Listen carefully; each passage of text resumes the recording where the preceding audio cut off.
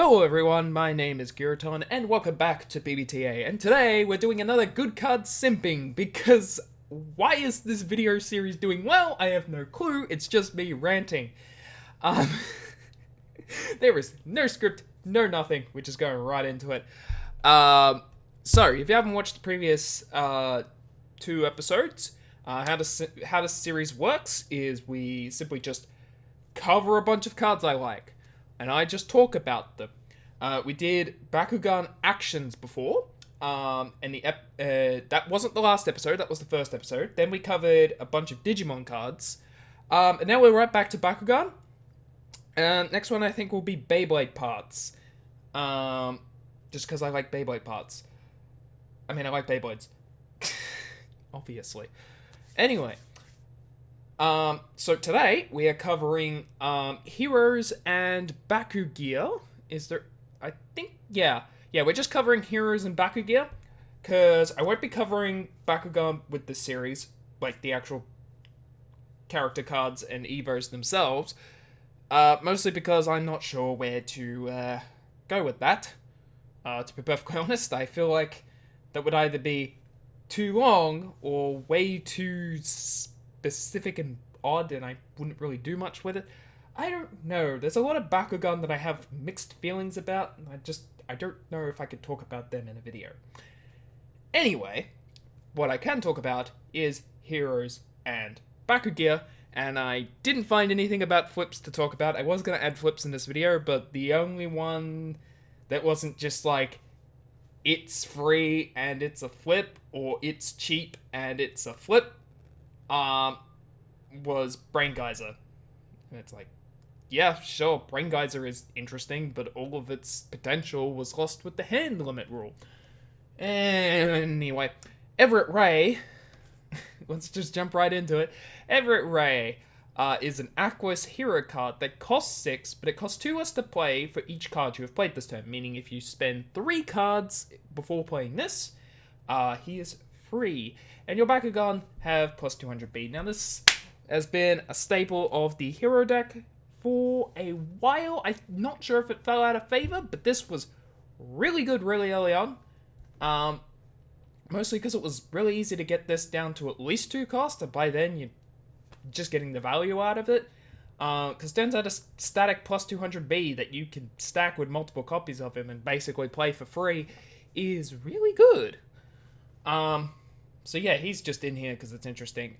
You've probably been staring at this card while I was doing the introduction, but that's fine. Yeah, good card. So I'm going to start closing tabs here. I will not be going back. Strata is up next. Staple of Battle Brawlers. 2 energy, and all players draw an additional card each turn. I really like that that's worded in a way to allow for multiplayer games. That was hilarious when we were doing multiplayer games early on. Unfortunately, this has fallen out of favor, and I'd probably never end up using this guy again, unless I can never get shuns, and I have to play with physical cards instead of just proxies. But, you know, I still like this card from the Battle Brawlers format. But he was replaced with Shun Kazami, which is whenever you open a Bakugan, you may draw a card for 3 energy, which is just straight up better. Your opponent don't draw the cards, you draw the cards. Sure, it costs 1 more energy, but that's fine, because you can also spam this. Yeah, Shun Kazami is just the better card of Strata. Continuing on with the Shuns, though, we have Shun from Age of Aurelis. It's 5 cost, and when you open a Bakugan, you reveal the top card of your opponent's deck. If it's an action card, you get to copy its effect. Now note, it is a copy, not the card. You don't get to play it, and then the card goes back on the top of the deck. Now this led to a bunch of silly combos, including Burn Serpentines, where if your opponent had a reroll at the top of their deck, you would flip it up, reroll, trigger Shun again, and every time you would do this, you would trigger an instance of an effect that would be on when open. So you could do it in such a way to burn your opponent's entire deck in to kill your opponent's entire deck in a single turn. Not exactly consistent. You had to rely on your opponent's deck, and then your opponent's deck to be stacked in such a way for that to work. But, I don't know, I find that combo hilarious. Otherwise, it's like, it's one more expensive than Dan, and you're working off your opponent's deck, so it's a lot more random. But if your opponent's playing a good deck, you should be getting good cards, so... I do like Age of Morella Shun is a little too high cost to be competitive, but yeah, cool card. We're actually already done with Aquas. That's interesting. Benton Dusk from Battle Brawlers. 4 cost, when you discard a card, a Bakugan gets plus 200B and plus 2 damage. We are waiting for this to be good. This card has been sitting here in the game since release, and we're just waiting for him to be good because he has so much potential and power behind him, but we just don't have many good cards to discard.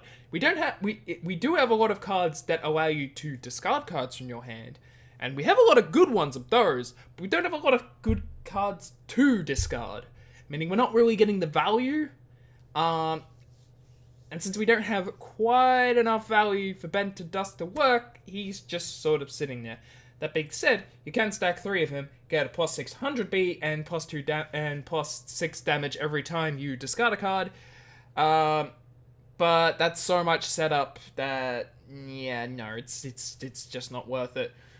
So yeah, this is like just sitting on the table, ready to go, and we just haven't gotten the cards to support it.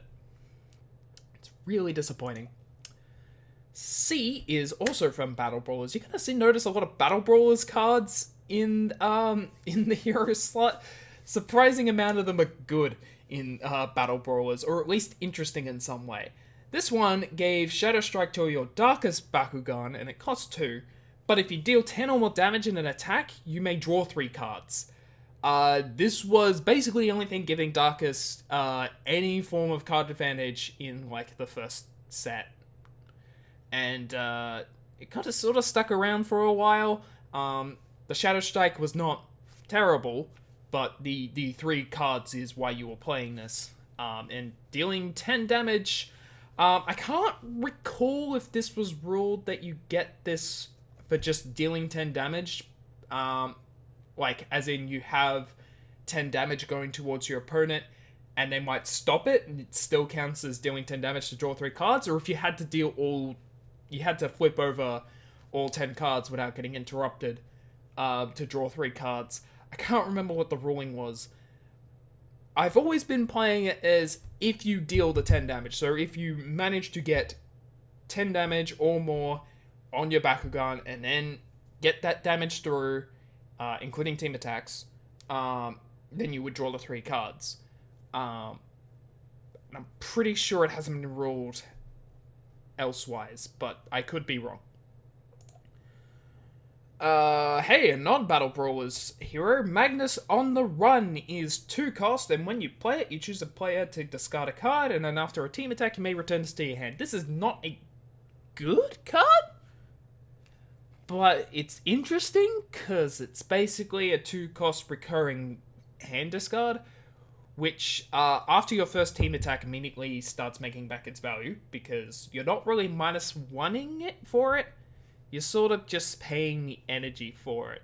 And that can be good if your entire build is focused around discarding cards in your hand, which is a build I surprisingly enjoy, because I normally don't like hand discard effects in card games, but for some reason in Bakugan it's fun. Mostly just because how things work in this game. Yeah. My brain is starting to freeze already. That's not good. This is post-work, so I am pretty fatigued. Yeah, Magnus on the Run. Interesting card. Magnus Ultimate Rifle, however, is... delish. 5 cost. When you play this, you search your deck for a card. Then shuffle your deck. You get any card you want. Anything you need.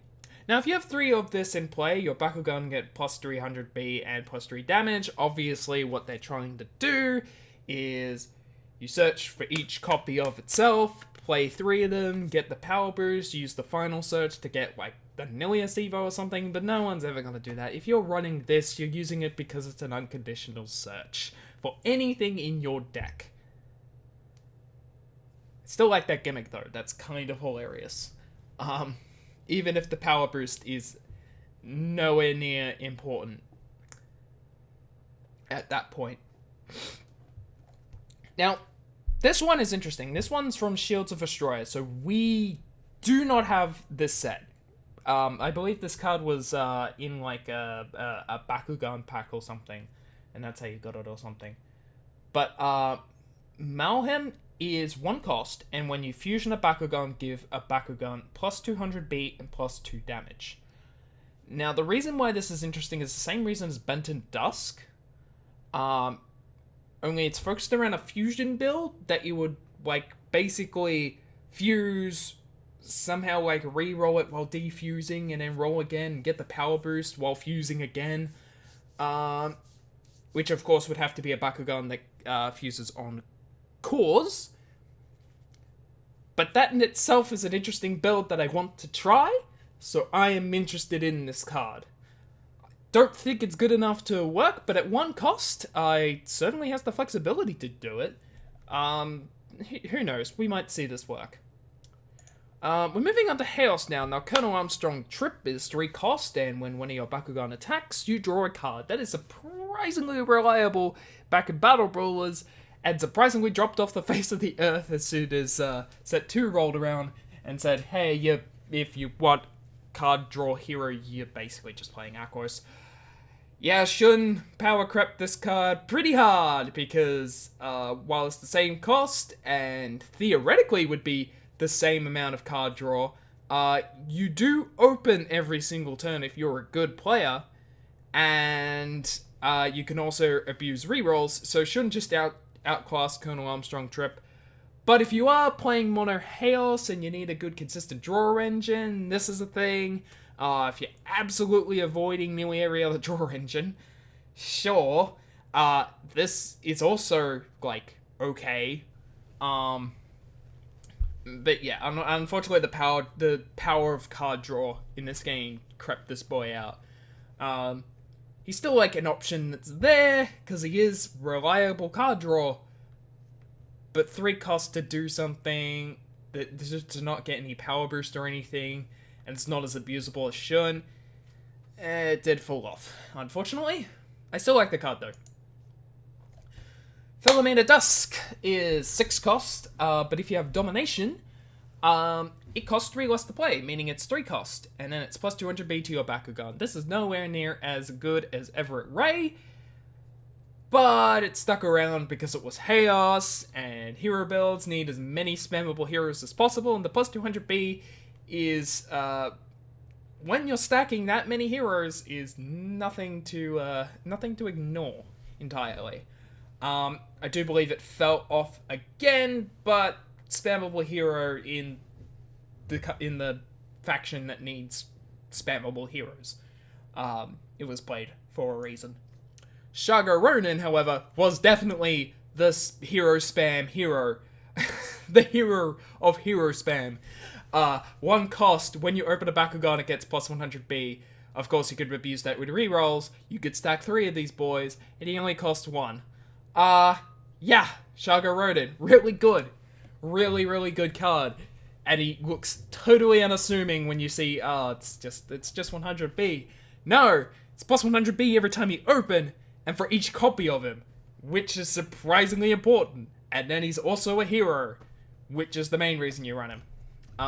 Yeah, Shago Ronin. Love that card. Sometimes I would use him even in non-hero builds, and I don't know why, but hey, it worked. I don't know. Maybe it's just because it was 1 cost and a static 100B for the rest of the game, which was surprisingly annoying for my opponents. Yeah, Shago Ronin, really good card that I really, really like, and is just really fun to use. Strata from Resurgence is 3 cost, and your hero cards cost 2 less to play. This is still used in hero spam decks because... Why wouldn't you use it in hero spam? It's basically making your heroes more spammable. Strata is good. Moving on to Pyrus. We have Dan Kuzo from Resurgence, which is 4 cost, and your Bakugan get double strike. I do just like this card because this card just... If you're building the right deck around it, just win you games 3 times faster.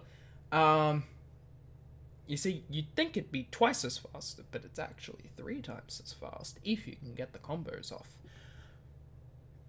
It's still a worse version of Dan from Battle World. It's still the worst Dan. The Age of Morales Dan is the worst Dan.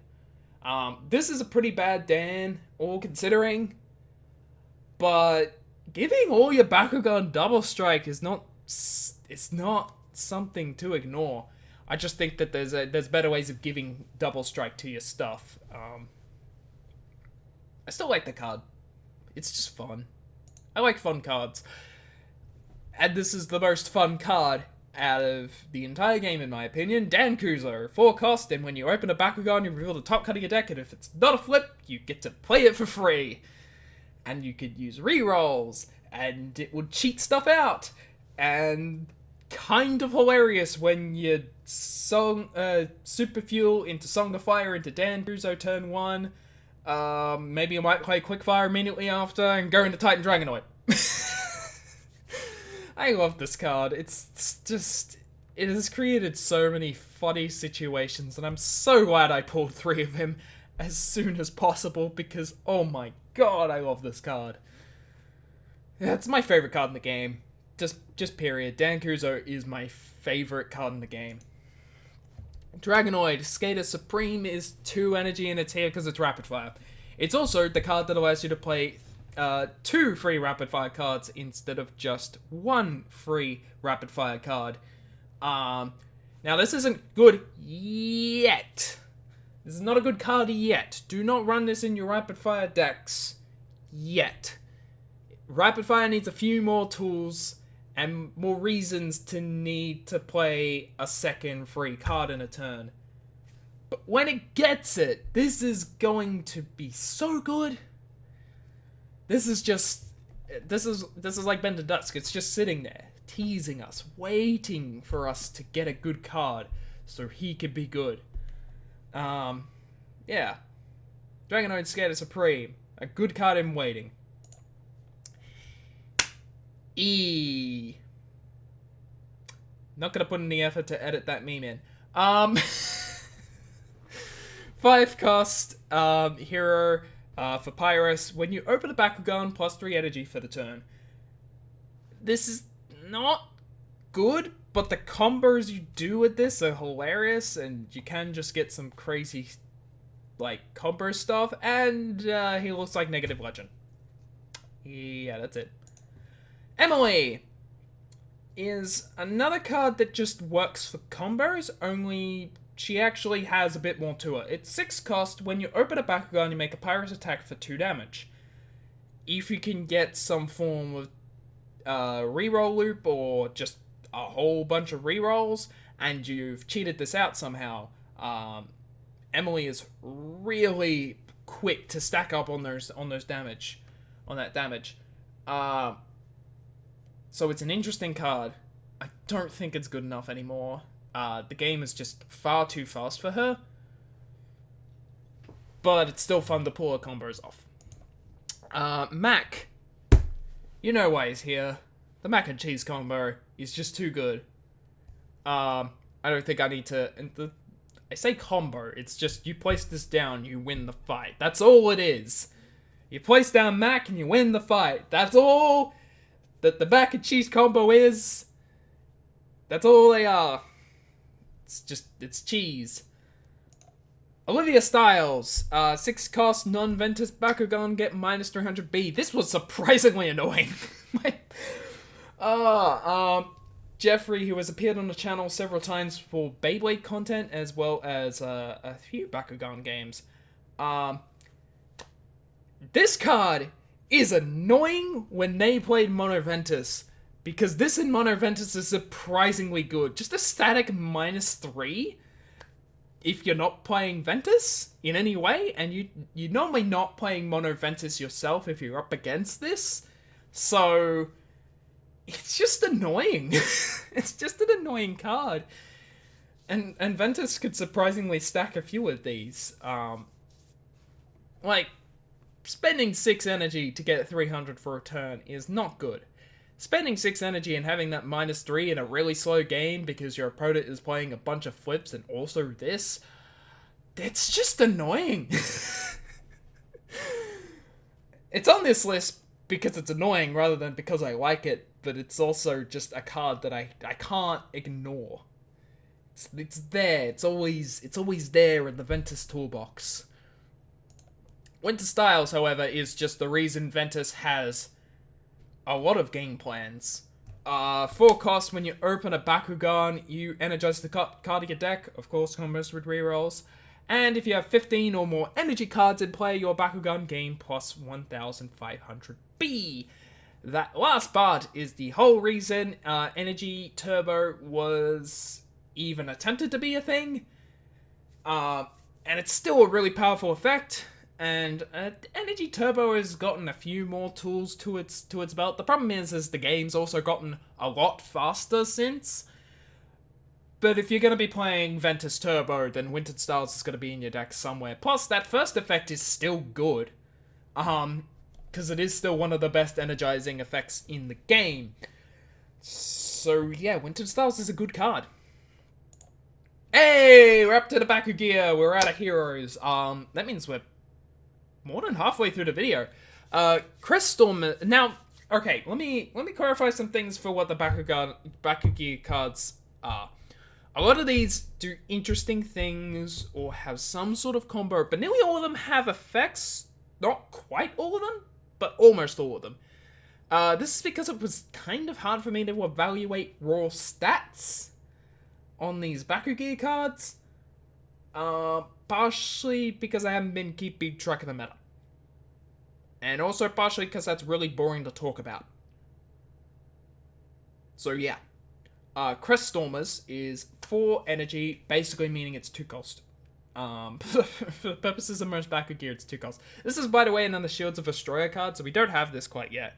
When this flips from your deck, you may pay 2 energy to draw a card. Now, this symbol right here also means that if you flip this, 2 damage is minused from the current attack. So those two in combination are interesting. It's also got 400 B and 2 damage, which is not a bad boost for what is effectively 2 energy. So this is a surprisingly efficient card, all considering. Are you ever going to pay that 2 energy to draw a card? I'm not sure if you'd run it in your deck just to do that. But there's a lot of things here that are just okay, and all of them together just seem good to me. I don't know. It's an interesting card. That's why it's on the list. Tempest Generator is 2 energy, basically meaning it's 0 cost, if you roll it onto a gear bonus card. And when you play this, you may reroll your Bakugan, 100 B, 1 damage.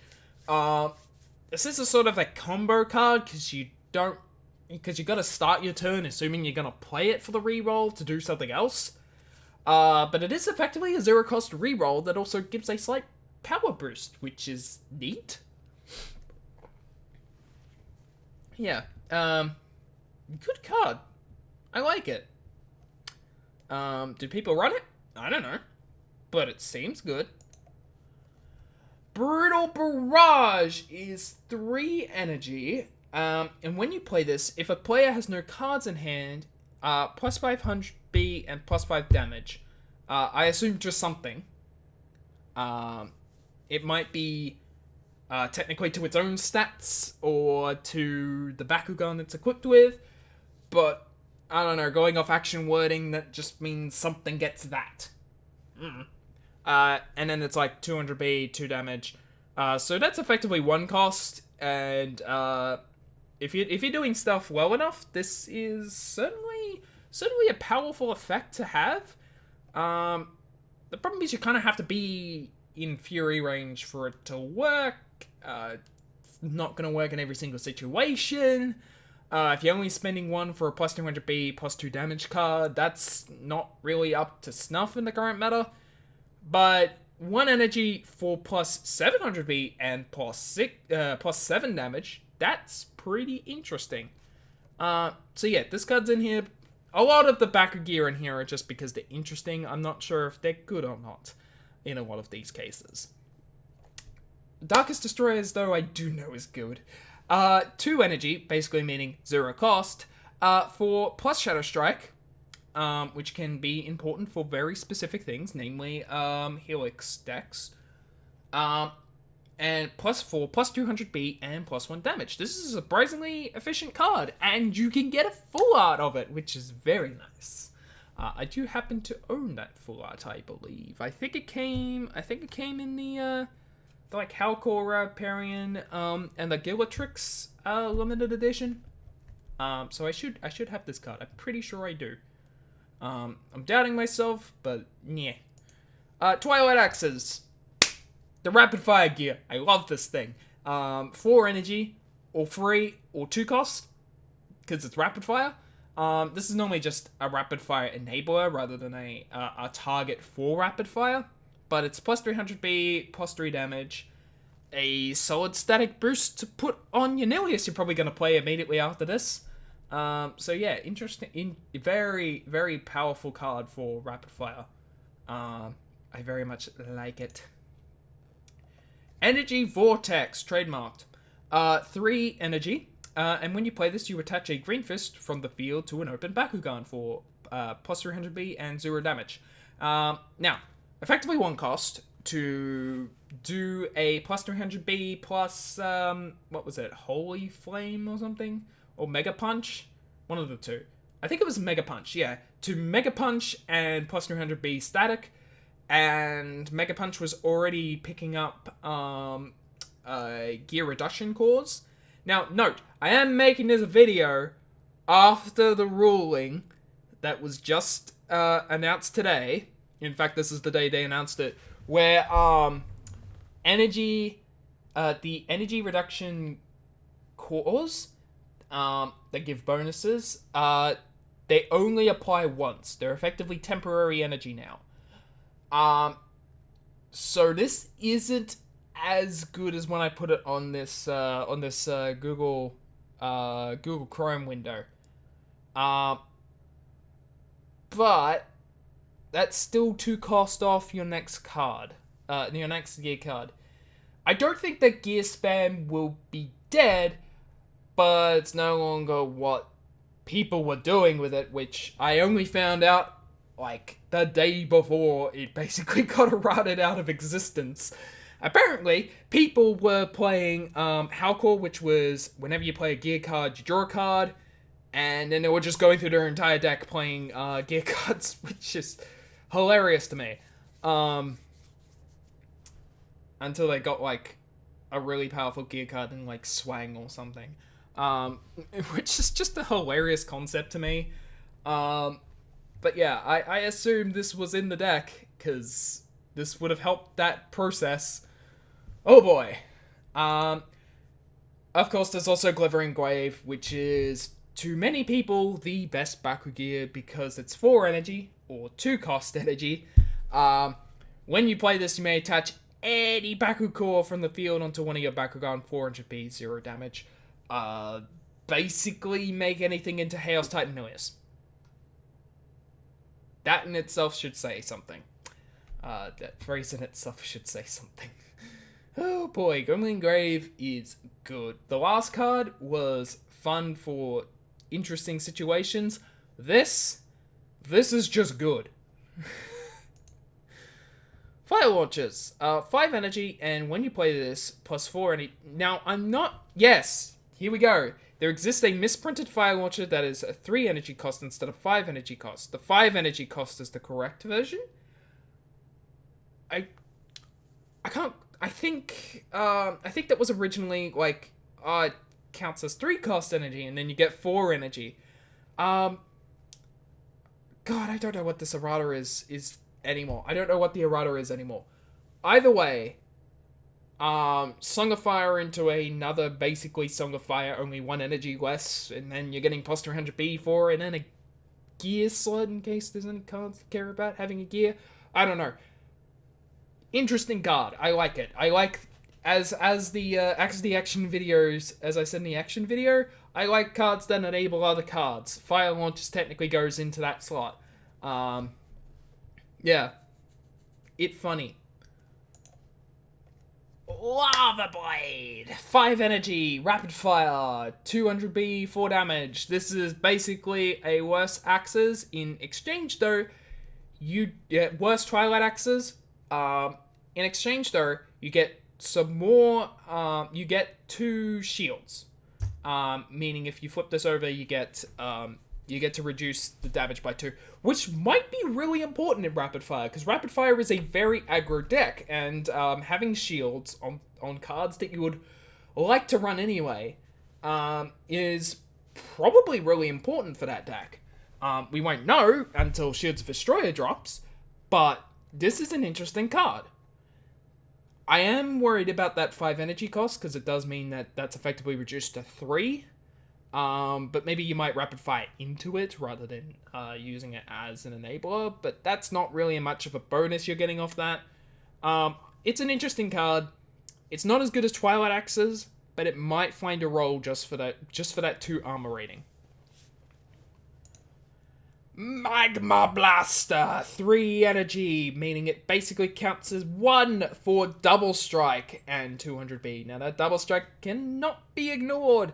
This is probably one of the best Double Strike enablers in the game right now, because you're effectively spending 1 energy to gain Double Strike and plus 200B, which is nothing to scoff at. That's an interesting card in itself.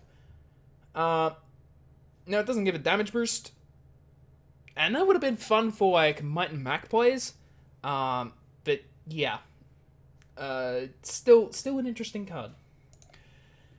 And this is just hilarious, Pyrus Hammer. This is a meme as soon as it was announced. 6 energy, 100B, and plus 12 damage. Just smack a bitch. Ventus. Now I'm pretty sure I've missed some interesting Ventus stuff. That's I didn't really take a good look at the Ventus gear cards, but Green Shields is 5 energy, and when you play this, you may play a double equip Baku gear for free. I didn't think I found any double equip Baku gear, or if I did, I just ignored them. I don't remember. But basically, double equip means you can have 2 Baku gear instead of just 1 on a single Bakugan, as long as one of them has the double equip thing. So of course, if you play this, you get to have the second gear for free, which is neat. And it's 5 energy, meaning it's effectively 3 energy, and in Ventus that's not too bad, because you do accelerate to 3 energy on by the time your opponent's on 2 energy normally. You might be faster than that. You might have 4 energy by the time... Nah, if you play... Yeah, you probably have 3 energy when your opponent's at 2 energy. And then you're getting plus 200B, plus 2 damage, plus whatever your double equip is getting. Yeah, solid card. Very interesting. And the final card for this video is Ventus Chatteler. This is in here because it's the only one of the, 10 cost or higher gears that gives 10,000 B and 10 damage, so it's like a 10 on both. Most of them in the other factions just give one or the other in terms of a huge boost. We saw with Pyrus Hammer, it was plus 100 B and plus 12 damage for 10.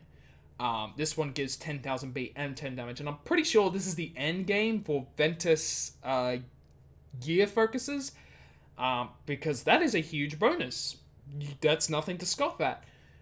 Sure, it's effectively 8 cost, though if you're playing to turbo this out, it's probably more accurate to say that it's 6 cost, and then you're also using turbo cards to get into it faster.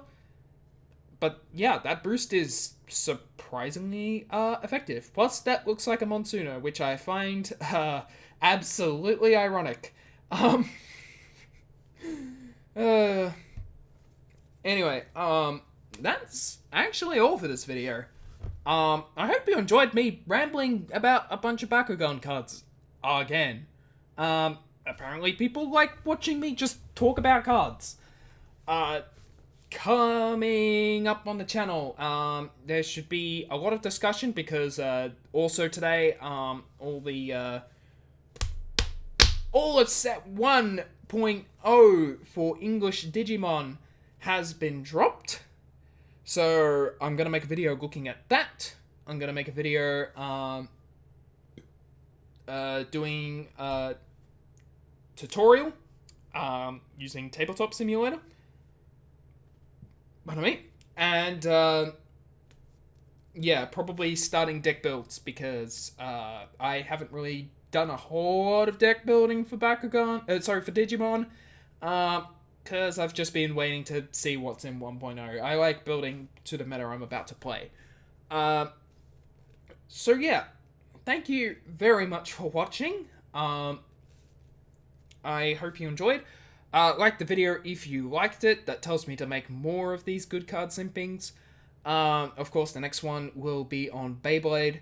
But, you know, apparently people like me just talking for several minutes. Or apparently an hour and 15 minutes like they did with the Digimon one. Several people finished that video. I don't know how. Absolute mad lads. Subscribe if you want to see more of the channel. If you're interested in Bakugan, Beyblade, Digimon, or any other just collectible games that I might just randomly put on the channel. I'm thinking of adding Warhammer. And if you'd like to hear my voice, because apparently people like my voice, comment below your favorite Bakugan, Bakugear cards and heroes. And I will see you next time. Giraton out.